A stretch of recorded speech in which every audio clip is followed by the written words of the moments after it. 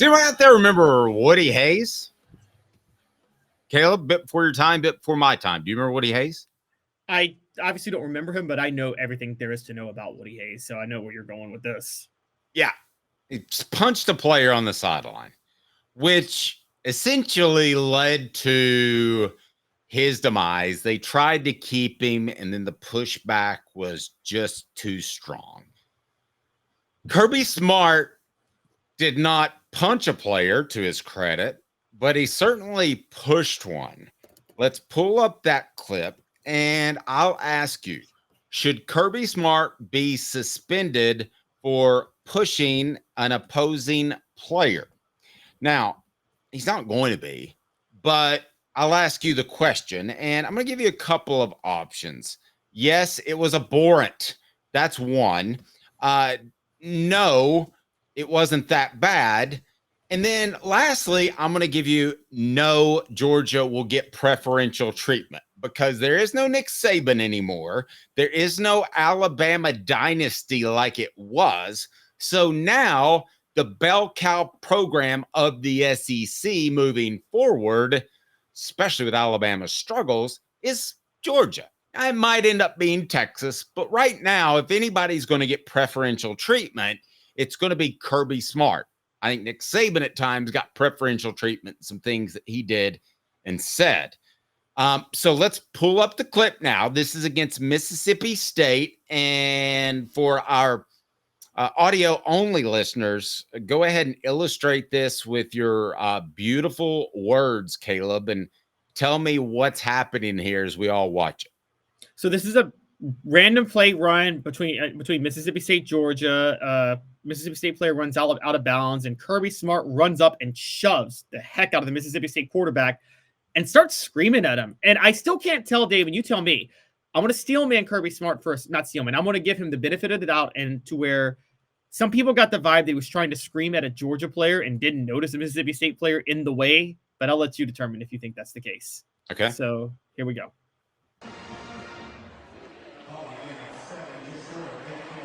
No, he didn't. Try it. See? No, Okay. he didn't.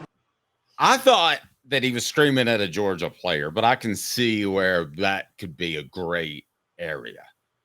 It doesn't really matter. He pushed him out of the way on the sideline.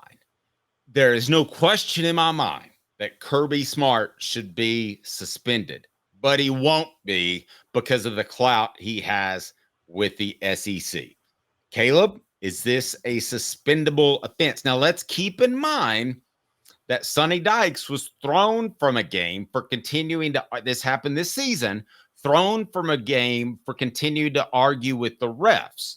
So this wouldn't be uncharted territory, but I'm just going to say, if this happened to Wyoming's coach, he would be suspended. But the fact that it's happening or happened, Kirby Smart did it, he won't be suspended. Do you agree or disagree with that sentiment? I agree, and I'll go a step further. If this happened to Brent Venables, if this happened to Shane Beamer, they'd be suspended. If this happened to Jeff Levy, he'd be suspended. I think they are exercising some discretion over who to suspend and not. I'll say this. Somebody like Clark Lee, not because he's at Vanderbilt, but because Vanderbilt's such a good story right now, they wouldn't suspend Clark Lee because there's too good of a story going on with Clark Lee at Vanderbilt. Is that fair to say? Yeah, and I would say the same thing about Josh Heupel. I think he could get away with this because he has the clout of bringing back a program that we would all agree college football is better when there are like 15, 20 programs. They're better when Tennessee is one of those programs that's better. So I think that Josh Heupel could get away with this too and not get suspended. I agree. Here's why he should be suspended. I looked at that video 3 times just a second ago, and I looked at it like 5 over the weekend. I don't think he was trying to yell at the Mississippi State quarterback. He was clearly trying to shove him, though. That wasn't an accidental shove. That was a get out of my way. I'm trying to talk to somebody else. You don't get to do that. If you accidentally, and again, this is where discretion has to be exercised, but if it looked like he accidentally shoved the player when he was trying to talk to somebody else, I'd give him a break, and I think you would too, Dave. You would be like, maybe control yourself, but don't suspend him. No, he purposely shoved that Mississippi State player out of the way so he could go talk to another player or yell at another player or rep at Georgia. Unacceptable. You have to suspend him. Because I'm going to say this, and I'm going to say this right now. Coaches are in a power position. Even in the age of NIL and transfer portal, coaches are still in the position of authority. What the heck do you think would happen if a player shoved a coach, an opposing coach? Ooh, now I hadn't even thought about that. That guy would be, yeah. So that would definitely be a suspension, right? Absolutely, it would be a suspension. And one of the things we try our best to do in today's society is make the case that violence is never acceptable. And we used to make exceptions for, well, it's less acceptable if you're bigger than this person because, if you're bigger than this person, you have the advantage. So you have more of a responsibility to not be violent. I think nowadays, though, in this era, we need to make the case that violence is never acceptable, period, outside the confines of something. Now, again, when I say outside the confines, y'all are going to call me hypocrites because last week I defended Amari Thomas. That's different. Amari Thomas was walking off the field and somebody came into his vicinity as a player. Yeah, right? It's not even close to the same. I mean, this is a combatant on the field. This is Kirby Smart losing his cool. Yeah. And listen, we want to compare him to Nick Saban, and he does have a couple championships under his belt. So I'm not denying that he is a great coach. But Caleb, this guy does not have it all under control like Nick Saban. He's not willing to make massive changes that I've seen with his offense the way Saban did. I just think it further illustrates how Kirby Smart is a very, very good coach, but Nick Saban was a great, great coach. I agree. The thing with Kirby Smart is, now it's weird to say this after what happened over the weekend because Georgia's defense was the problem. But Kirby Smart's, I don't think Kirby Smart could take over an offense if things weren't going well, the way Nick Saban could last year.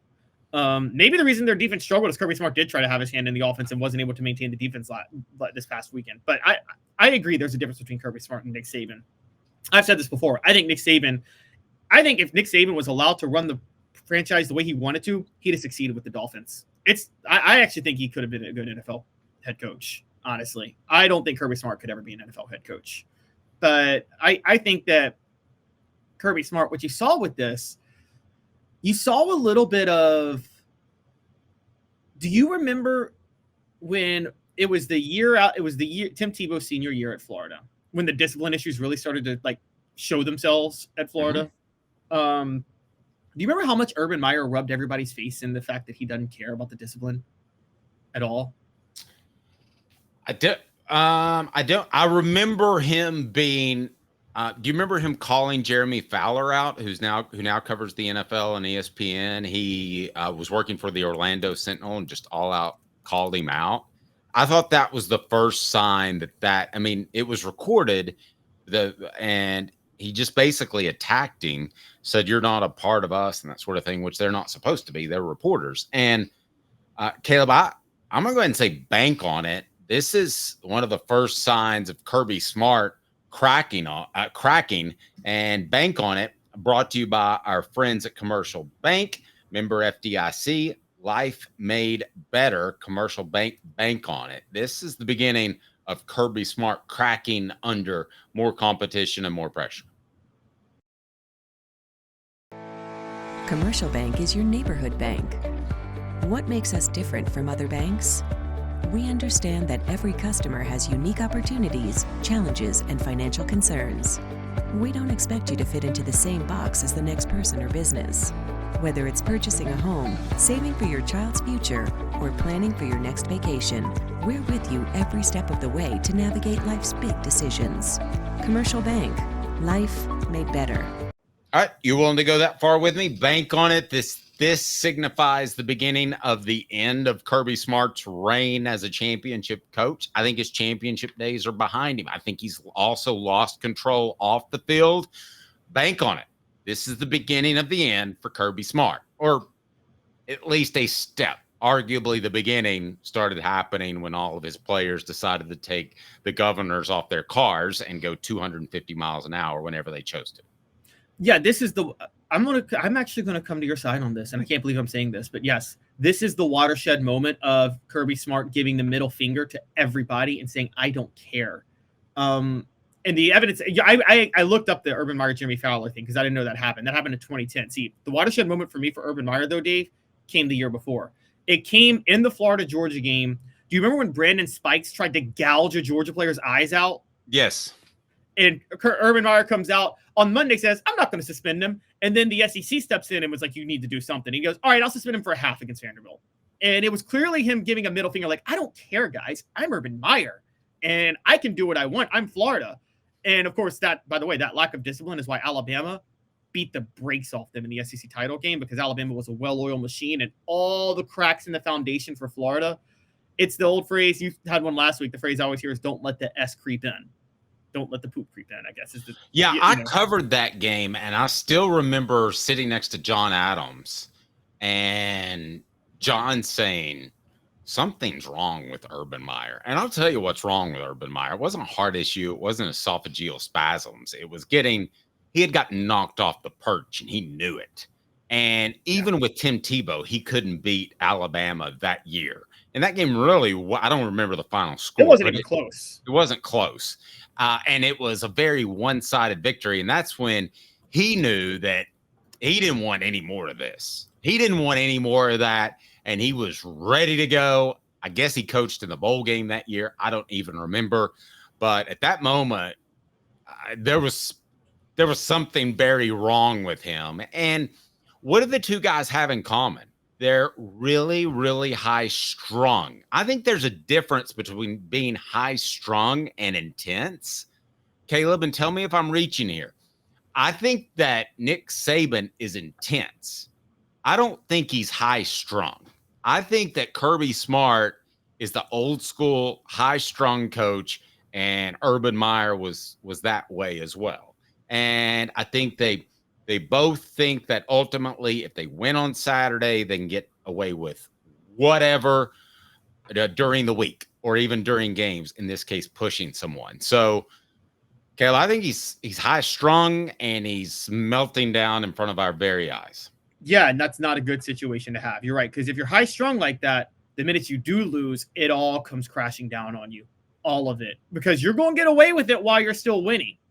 But I mean, the minute you lose, every one of these issues comes forward. You covered the early 2000s Fulmer teams, Dave, and you talk about it all the time. The discipline issues were swept under the rug for years, and people weren't talking about it. And then what happened? 2005 happened, where they went 5-6. Well, part of the reason too that you talk about discipline.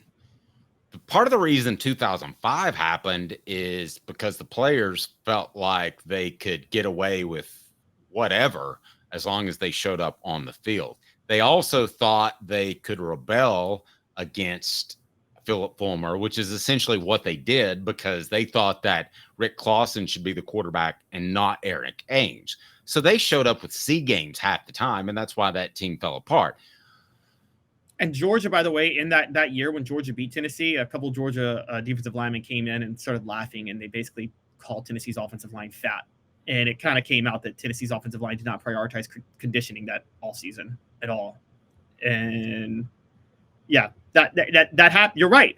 That kind of happened. And I think Kirby Smart, again, the cracks, the letting players get away with stuff, that comes back to bite you always, doesn't it? Yes. The Hemp House, the premier hemp dispensary online with a wide variety, great selection, and strict standards. Hemp House Chat with 2Ts.com. Hemp House Chat with 2Ts.com. Use the promo code HOOKED for 10% off. HOOKED for 10% off. And if you buy some of that stuff from convenience stores, it could come back to bite you. Hemp House only has the best ingredients that you can trust. So go to Hemp House Chat with 2Ts.com. Use the promo code HOOKED. What is our poll question that is based on this very topic, that Kirby Smart should be suspended? Where do we stand on that? Yes, it was a warrant, is 54%.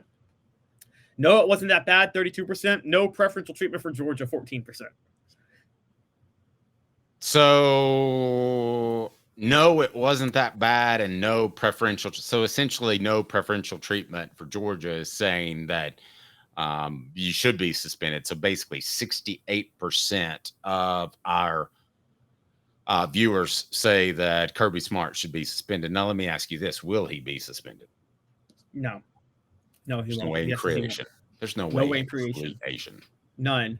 And this is part of SEC lore and history for a long time. And it's funny because I know a lot of Southern college football fans. One of the leagues they get annoyed by the most is the NBA because they say the NBA protects superstars. They're right, it does, but I don't think SEC fans have any leg to stand on that because nobody protects their big names more than the SEC in football. Nobody. The SEC is not fair with how they apply punishment and discipline and scheduling. They're not, and they never have. Do you even think the SEC is having a meeting about this? No, not at all. And oh, come on, they have to be no, I don't think there's even a meeting. I think there is a simple from Greg Sankey, nothing's going to happen. Period. We have seen. Look, have you seen anything done? The SEC do anything about the fact that it's better this year? It's better this year than it was last year. But in years past, when officiating was god awful, did you see the SEC even say they need to address it? No, and I haven't even seen a release just to say he'll be fined $50,000 or something, which would be pretty hollow considering the amount of money he makes. But I haven't even seen that, which is disappointing, I think, in the SEC's part. I mean, if you're going to allow this to go on, well, listen, if you're one of the less likable or less respected coaches in the SEC, then I'm saying, hey, if you can do it, I can do it. I got no problem with that. And I think that that very well could happen.